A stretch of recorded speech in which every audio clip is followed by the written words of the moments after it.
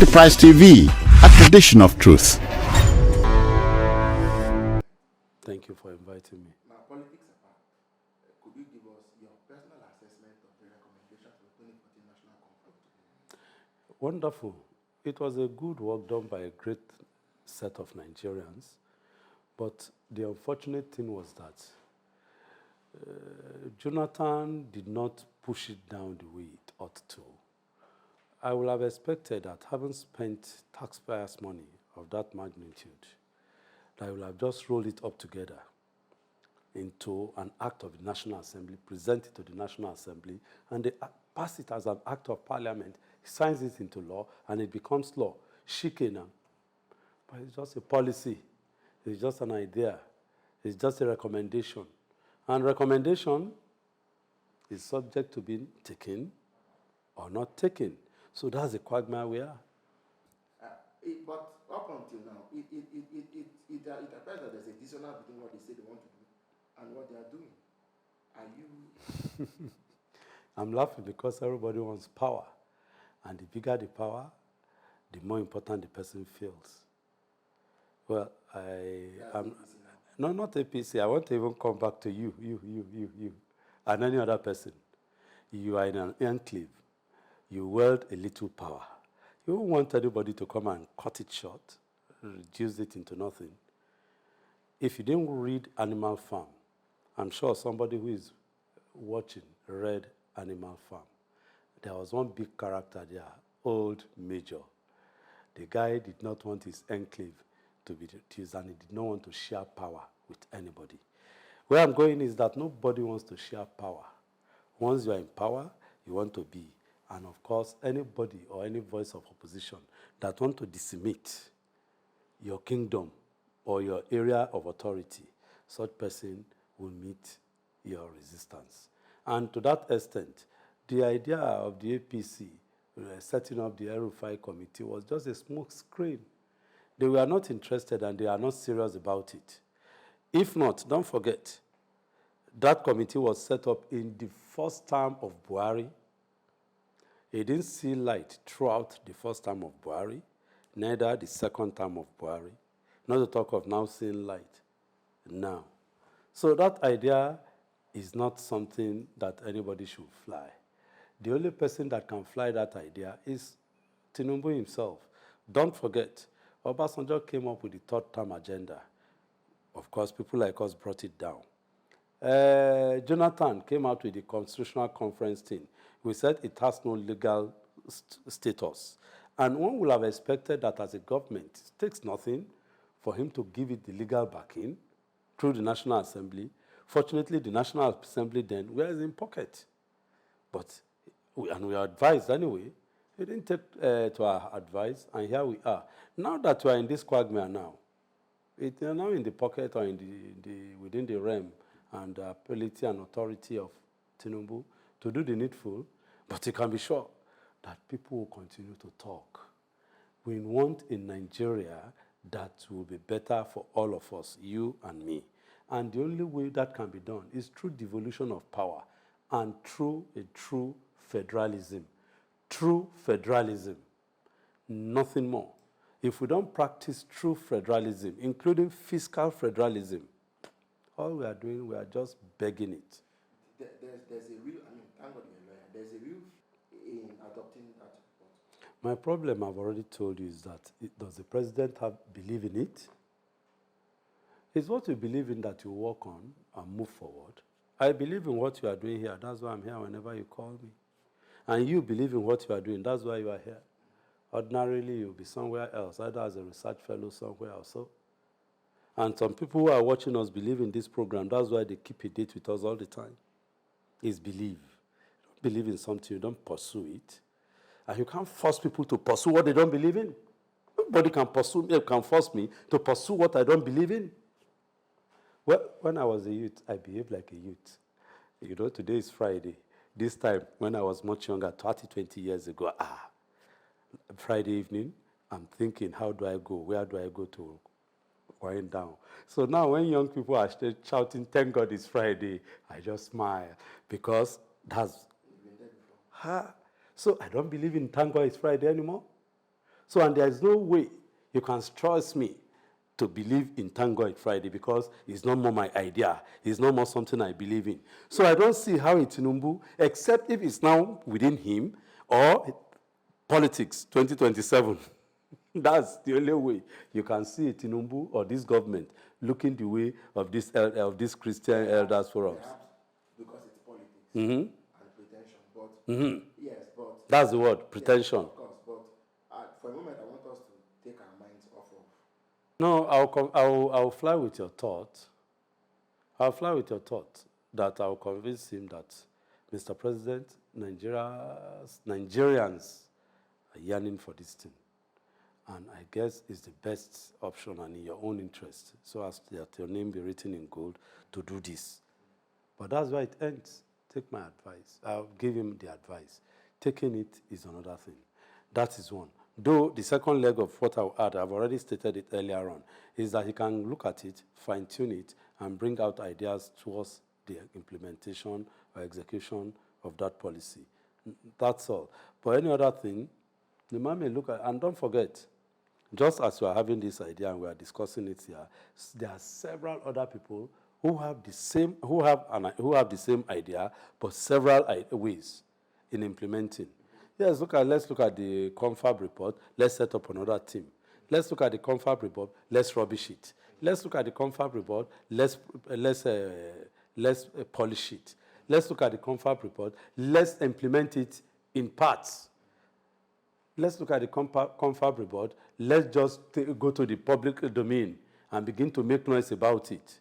Let's look at the Confab report. Let's rubbish the whole thing. There are so many options. Politics. So when the politicians sit, unfortunately, I'm not one. I just relate with them from the. So earlier, I put you in the shoes of the president's legal advisor. Let me put you in the shoes of the president's political advisor. I know you are very real when it comes to politics. You say it as it is. You don't. There are no detours for you. It's politics, it's game, propaganda. But Obasanjo had his own conference. I mean, if we even went way back from the Ibadan conference of 1950 down to the Ironsi conferences in Ibadan and other places when he even got killed, go on. Apart from the constitutional conferences that were improved, that caused the improvement of Nigeria's political transition, you will find out that the various conferences that are taking place by our people are all a charade. It was not what they have. That's why I was going to does Tinubu believe in it? Or Jonathan played to the gallery. Obasanjo played to the gallery. We all know that of Obasanjo, we are the one who midwife this idea of a constitutional conference. Obasanjo, that's a good idea. He picked it up, turned it into a project, and unfortunately overdid it through a third-term agenda that eventually went off the air. So I guess the gist is what you have just said. The various conferences, to what extent? Were they original or they were fake? Were they make-believe or they were just something that just dropped into somebody's idea, okay, let's use it to move? If we were to pick, I mean, the Confab report is quite enormous. It's a long document. It contains a lot of very germane, fundamental. What are the things that the president could even do that wouldn't be necessarily overreaching the polity or anything? Things that low-hanging fruit that you can just pick up and say, okay, let's implement, let's do that, let's just get. I told the most important thing, as far as I'm concerned, is the fiscal policy. That's fiscal federation. Do you think we're ready for it? That's where I'm going. That is the most important thing. Now, the second one is the real federal principle itself. True federalism, we call it. But I don't see the president implementing that. But so all others. Of the campaign. I'm sorry. All other issues surrounding the Constitutional Conference, particularly the Jonathan administration, revolves around fiscal federation and fiscal independence. So if there's no fiscal independence, obviously we will still have what we have, where power is centralized. And if power is centralized, all the resources that comes in goes to the center. And you now make the states beggars going to Abuja all the time, cap in hands. And unfortunately, for you to know that this thing needs a lot of homework, the local government that has a law in terms of their own fiscal autonomy are not given the opportunity to breathe. As we talk now, the state governors refuse to allow it to happen. And unfortunately, we've been telling the federal government that what's the problem? We have what we call the consolidated revenue account. So everybody knows, like here now, all of you are here. Why don't they pay everybody's money into your account? So that you go chop them if you feel chop them, as they say in local palace. But everybody, like the Bible will tell me, to your camp, O ye Israel, everyone has an account. So when the joint account allocation committee is sitting, the account they allocate to each person. So I don't know what's the big deal about local government having its own share from source and dealing with it appropriately. But it has to go through the governor. And the governor now will be, of course, the second leg is that in some cases where they allow it to operate, most of these local government people, chairmen and what do they call them now? Sole administrators are all under the arm of the governor. So if they don't do his bidding, he sends them packing. So it is what he tells them to release that they release and all. So when such things are there, it will be difficult until, just as I said, we have a law that will streamline this thing. If the laws are not there, then who again will make the law? Again, the politicians. Yes, again, sir. So I want to bring it back to the same place. You are the, hypothetically speaking, chief political advisor to the president. Okay. You have not forgotten that? Yes, no. Okay then. Unfortunately, do I? Will I be? Am I? Yes. It's all right, let's go on. Lay out a groundwork for the president to do what is right and to leave this country from where it is to where it ought to be. Okay. Mr. President, the people want true federalism. You are a Democrat, and you know that the foundation of true federalism, the foundation of democracy is true federalism. That's the country that we run. Then, of course, we look at the Constitution. Don't forget itself. The Constitution that we have, by virtue of Chapter 1, Section 1, we the people never sat anywhere. So when we the people never sat anywhere to doing anything that are in the provisions of the Constitution, particularly that provision, that Section 1, then definitely, Mr. President, we ought to do something. Call Akpabio, call Abbas, let us meet, then we'll now see how we can fine-tune this thing. Then we call those necessary stakeholders that will now present this thing, move it, then either it comes as the executive bill or it comes as a private member's bill, or eventually one of the pressure groups moves it. All well and done so that Nigeria will move forward. But you can be sure, Mr. President, that all these things will be looked at in terms of politics. And that's where the whole thing will stop. Because at the end of the day, they will now mix it with politics, and the shine and the patriotism behind the move will be taken away. That's just unfortunate in Nigeria. Unfortunately. Let me give you an example. As we talk now, we still find dirty money, even the new notes, dirty money in circulation. I've been opportune to travel outside this country. You don't find dirty notes all over. Cripsy note, as soon as the banknote is bad, it goes to a system, particularly a store. That's all. You don't see it again. Yes, it doesn't come back. But here, the shameful thing is that the banks, let me leave it that.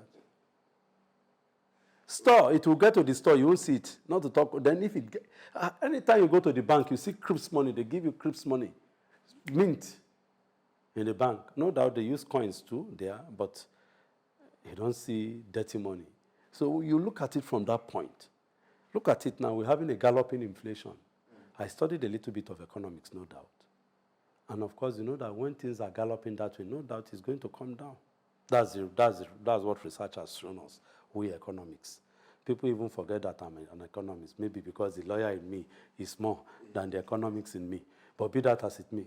So the galloping inflation that is now is so terrible that you go to the market in the morning, you go back in the evening, you'll be dazed. at the price you are presented with. And definitely, there must be a way out. That's where government must come in. So you see, all this constitutional conference, all these issues, to me, they are still secondary. The primary thing is that, Mr. President, fix the prices. Put out the price control board and all these guys that could do it, so that we have some peace in this country. It's not like that. Okay, let's look at it. The Naira is going stronger now, and yet prices again are going up. So how do we reconcile? As my local people will say, it doesn't add up. And one will now be looking, why do the simple laws demand and supply? When when demand is falling, then of course prices will crash. So what is happening now? Okay. Let's wrap it up now. Let me give you a checklist of, say, between 5 and 10 items. If these reforms are to go through, what would be the specifics? State police, whatever. Just give me like a checklist of, say, 5 or 10 items. We've already, you see, the issue of state police is a settled issue, but the government does not want it. That's the federal government. They say that it will be used to enchant their political opponent. But in the Southwest, you have the Amotekun, and nobody has used the Amotekun. Even the late Akeredolu, even in his height of anger against his perceived political enemies, never used the Amotekun against his political enemies. But again, just as I said earlier on, this power is something that people don't want to share. You hear that something is happening in Lagos or in Enugu or in Abakaliki, and you are a federal lawmaker or you are a federal civil servant or something, you have access to the Inspector General of Police. There's no need of calling the state governor, who is not your man. You just call the Inspector General of Police, who will call the Commissioner of Police. The Commissioner of Police will call the relevant either area commander or the DPO. That I'm interested in that matter. That's all. Nobody will want that to happen, whereas to clip their wings, as we say. Whereas the Amotekun or I've forgotten the one in the east now. Ebibagu. Nobody, they won't just look at it that, me too, I'll use my own Ebibagu, I'll use my own. So it will now become fire for fire, and of course it will become wahala. Okay. So apart from that, what other items would you put on the list? Mining, the coastal, the offshore, onshore issue. Then, of course, the most important thing to me is the issue of fiscal, the derivation vis-a-vis the autonomy again of the states, giving them the opportunity to relate with whatever they have in terms of their natural resources. I've crisscrossed the 774 local government, major towns, even in Nigeria, and God has so blessed us that there is no community, no local government that does not have at least 5 mineral resources. Unlike a country like Israel, 5 mineral, all the local governments. If you go to your eastern part, you see cashew, and these are wonderful things. Not to talk of palm oil, palm kernel, and the diverse use to which palm nut can be put to. Do I leave that, go to Kaduna or Kano? You see cotton. You see cashew, you see, what's it now, Benny seed, all the millet and all the nuts. Various diverse products, farm agriculture, come to the south here. You see, in fact, we Yorubas, we are contesting with monkeys the way we consume banana. Yeah. So there's banana, there's orange, there's watermelon, there is what's that again? Remind me. So many of these fruits. Yeah. So many of these fruits here. Then you know that definitely this is a country that is endowed. So why don't we look inwards? Why wait on oil? Then the oil now we are fighting. The issue of derivation, some people, those who are, I don't know, maybe I've been to Warri. The last time I went to Warri with my wife, about 8 or 10 years ago, as soon as I didn't just know what happened. We were driving in a air-conditioned car. I didn't just know what happened. That as soon as we left, we were in the outskirts of Warri, living Benin, Saple. The atmosphere changed. The whole place was stinking. Then you now begin to see poverty in the midst of riches. Yeah. Women you see poverty in that environment. Whereas it's supposed to be a place where you see people looking good. Yeah. So it's an irony that that's the life we live in this country, because government has refused to play its role. And the people too, who ought to make that sacrifice or to make that feeling known to government, compromise once a little is thrown at their doorstep, a little biscuit, crumbs is thrown at their doorstep, instead of them to fight that no, our right is our right, our right is our right, our right. Once you refuse and you keep quiet, then definitely, I'm not talking about fisticuffs or fighting, but engaging government.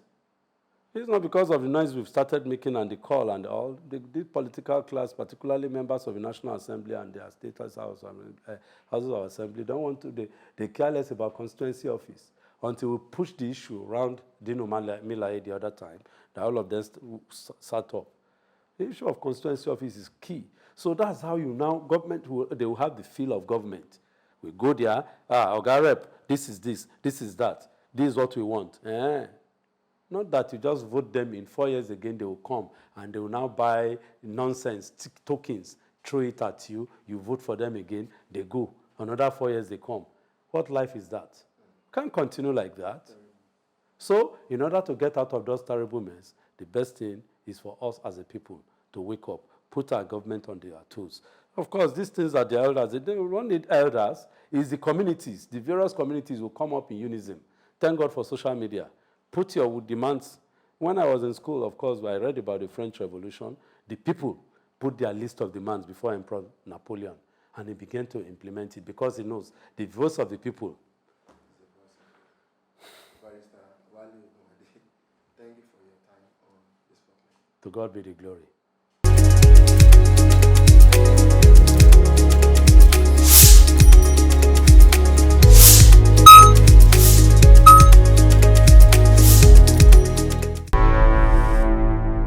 Enterprise TV, a tradition of truth.